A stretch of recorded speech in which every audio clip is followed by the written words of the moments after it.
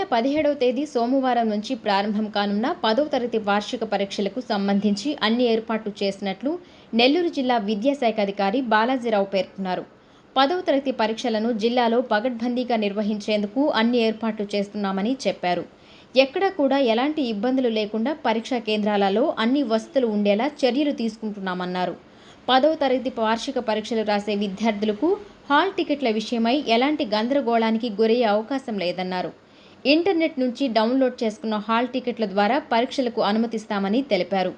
అలాగే ప్రైవేట్ పాఠశాలలు హాల్ టికెట్లు జారీ చేయడంలో ఇబ్బందులకు గురిచేస్తే తమకు ఫిర్యాదు చేస్తే శాఖపరమైన చర్యలు తీసుకుంటామని సూచించారు.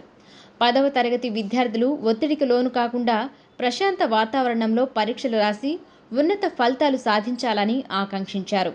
అదేవిధంగా పరీక్షల సమయంలో విద్యుత్ సరఫరాకు అంతరాయం లేకుండా సంబంధిత శాఖ అధికారులకు నివేదించినట్లు తెలిపారు. అలాగే పరీక్షల సమయాలలో అందుకు అనుగుణంగా బస్సులు నడిపేలా ఆర్టీసీ అధికారులను సైతం కోరడం జరిగిందని చెప్పారు.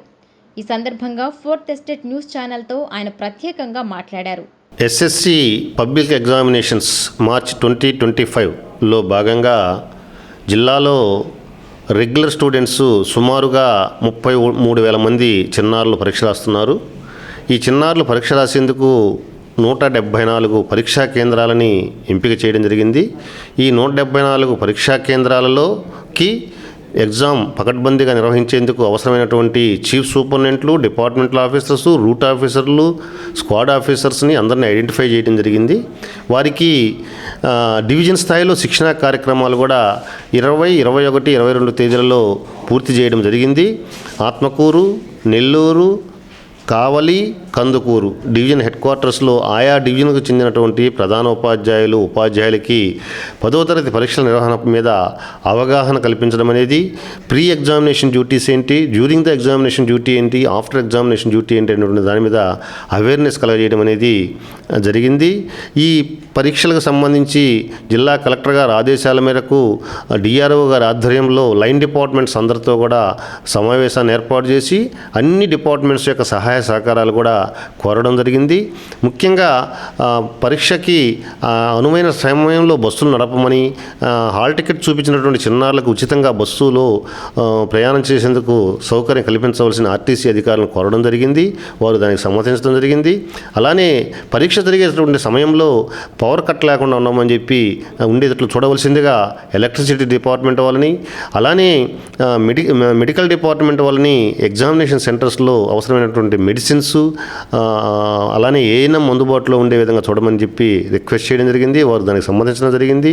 అలానే పోలీస్ డిపార్ట్మెంట్ వాళ్ళని 144 సెక్షన్ అమలుపరిచేందుకు తగిన సిబ్బందిని ఏర్పాటు చేయాలని చెప్పి, అలానే పరీక్షా కేంద్రానికి స్టోరేజ్ పాయింట్స్ నుంచి ప్రశ్నాపత్రాలు తీసుకెళ్లే క్రమంలో బందోబస్తు ఏర్పాటు చేయాలని చెప్పి, అలానే పరీక్షా నిర్వహణ సమయంలో దగ్గరలో ఉన్నటువంటి జిరాక్స్ సెంటర్స్ మూసివేసేటట్లు తగు చర్యలు తీసుకోవాలని చెప్పి కోరడం జరిగింది.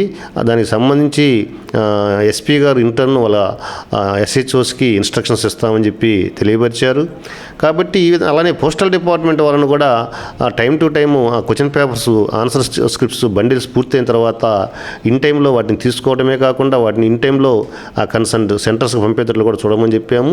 ఈ విధంగా ఆల్ డిపార్ట్మెంట్స్ యొక్క కోఆపరేషన్ని కోరడం జరిగింది. డిఆర్ఓ గారు కూడా జిల్లా స్థాయి అధికారులందరినీ ఆదేశాలు జారీ చేశారు. జిల్లాలో జరిగేటటువంటి ఎస్ఎస్సి పబ్లిక్ ఎగ్జామినేషన్స్ పకడ్బందీగా జరిగేందుకు జిల్లా విద్యాశాఖ అధికారికి కోఆపరేట్ చేయమని చెప్పి డిఆర్ఓ గారు కూడా ఆదేశాలు జారీ చేశారు. అలానే కలెక్టర్ గారు కూడా ఆదేశాలు జారీ చేశారు. కాబట్టి ఎటువంటి ఇబ్బందులు లేకుండా మనం జిల్లాలో 174 సెంటర్స్లో ఎస్ఎస్సి పబ్లిక్ పరీక్షలు పకడ్బందీగా నిర్వహిస్తామని చెప్పి విద్యార్థులు ఎటువంటి ఒత్తిడికి లోను కాకుండా పరీక్షలు చక్కగా రాసేందుకు తగు ఏర్పాట్లు చేశామని చెప్పి నేను ఈ సందర్భంగా తెలియజేస్తున్నాను.